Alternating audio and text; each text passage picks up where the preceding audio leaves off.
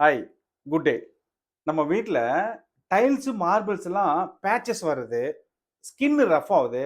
நம்ம வீட்ல யூஸ் பண்ற டேப்லாம் வந்து வெள்ளை வெள்ளையா ஸ்கேல்ஸ் ஃபார்ம் ஆகுது. இதுக்கு எல்லாத்துக்கும் ஒரே சொல்யூஷன் என்ன தெரியுங்களா? பண்ணிதான் ஆகணும். அதுதான் வாட்டர் சாஃப்ட்னர். இந்த வாட்டர் சாஃப்ட்னர் என்ன பண்ணுது அப்படின்னா, தண்ணியில இருக்கிற அளவுக்கு அதிகமான மினரல்ஸ் இருக்குல்ல, அதெல்லாம் ரிமூவ் பண்ணி கொடுக்குது. அதாவது உங்க தண்ணியில அளவுக்கு அதிகமா கால்சியம், மெக்னீசியம் அதிகமா இருந்ததுன்னா, அதுதான் ஹார்ட் வாட்டர் சொல்றோம்.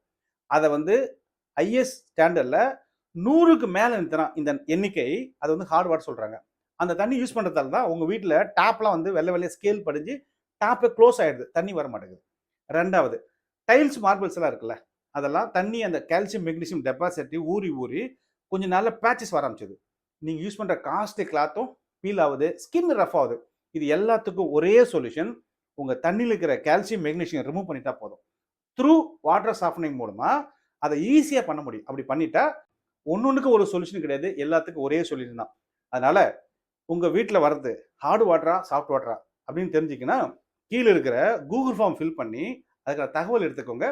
ஃப்ரீயா வாட்டர் டெஸ்ட் பண்ணி உங்க தண்ணியில் என்ன பண்ணுறதுக்கான சொல்யூஷன் கொடுப்பாங்க. தேங்க்யூ.